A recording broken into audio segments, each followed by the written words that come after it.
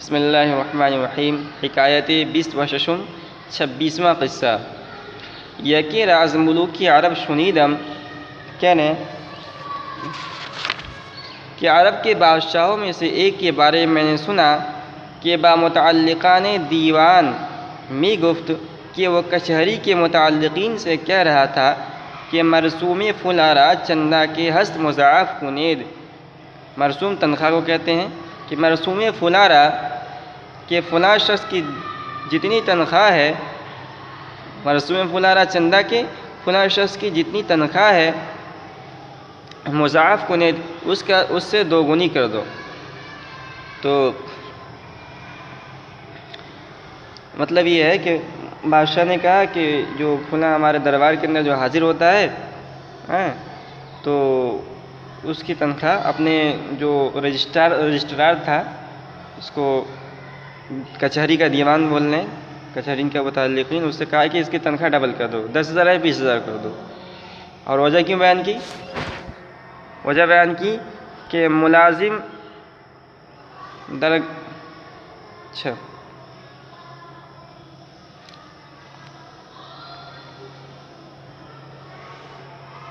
اس لیے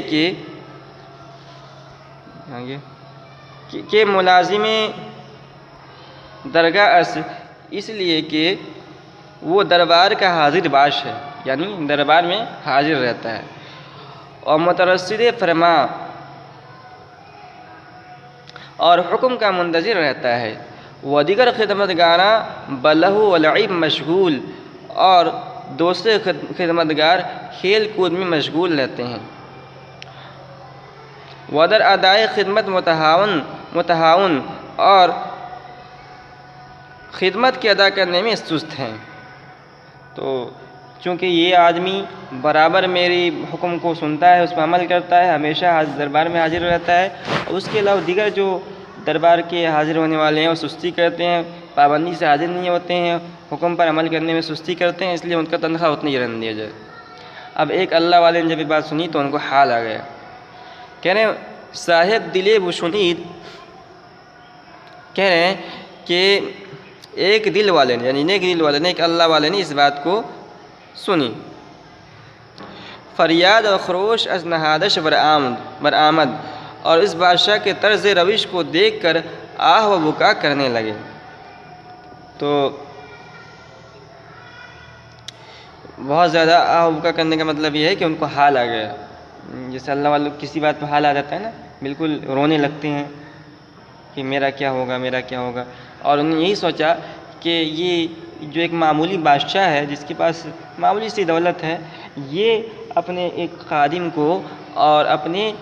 ایک غلام کو محض اس وجہ سے اس کے تنخواہ ڈبل کر دیا کہ یہ برابر اس کے دربار میں حاضر رہتا ہے۔ اور جو اللہ تعالیٰ بھی اس طرح معاملہ فرماتے ہیں، جو اللہ تعالیٰ کے دربار میں برابر حاضر رہتا ہے، اللہ تعالیٰ اس پر اپنے خصوصی فضل و کرم کے دروازے کھول لیتے ہیں، اور جو اللہ تعالیٰ کے دربار میں حاضری میں سستی کرتے ہیں، عمل نہیں کرتے ہیں، اللہ تعالیٰ اس کو دور کر دیتے ہیں، اس پر اپنے کرم کے دروازے بند کر دیتے ہیں۔ پرسیدنش، لوگوں نے پوچھا کہ چہ دیدی کہ آپ نے کیا دیکھا کہ آپ اس طرح آہ و بکا کرنے لگے، اس طرح ہائے ہائے کرنے لگے؟ تو انہوں نے کہا مراتب بندگاہ بدرگاہ خدائے تعالی ہمیں مثال دارد،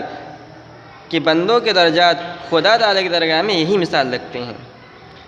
دو بامداد کہتے ہیں صبح کو،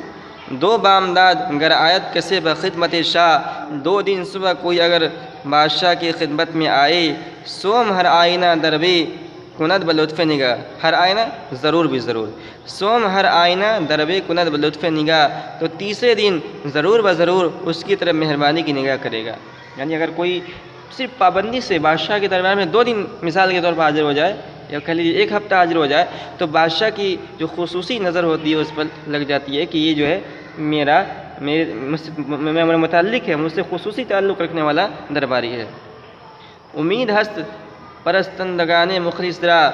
اخلاص کے ساتھ عبادت کرنے والے کو امید ہے کہ نا امید نہ گردن ز آستان الہ، کہ وہ خدا کی دہلیز سے نا امید نہ لوٹیں گے۔ مہتری در قبول فرما است، سرداری فرمان کے قبول کرنے میں ہے، ترک فرمان دلیل حرمہ است، اور فرمان کو ترک کرنا محرومی کی دلیل ہے۔ ہر کے سیمائے راستہ دارد، جو شخص سچوں کی سی پیشانی رکھتا ہے، سر خدمت بر آستہ دارد، وہ خدمت کا سر دہلیز پر رکھتا ہے۔ تو اس حکایت کے بیان کرنے کا مقصد یہ ہے کہ ہم بندوں کو حق جل وعلا کی اطاعت و بندگی میں لگے رہنا چاہیے، تاکہ خداوند قدوس ہم پر اپنا خاص فضل و کرم فرمائے، جیسا کہ اس دنیائی بادشاہ کے دربار میں ہمیشہ حاضر رہنے والے اور حکم کا انتظار کرنے والے کی تنخواہ کو دوگنا کر دیا تھا۔ اللہ تعالیٰ بھی ہمارے اجر کو اور اپنے فضل و کرم کو دوگنا کر دیں گے، بڑھا دیں گے۔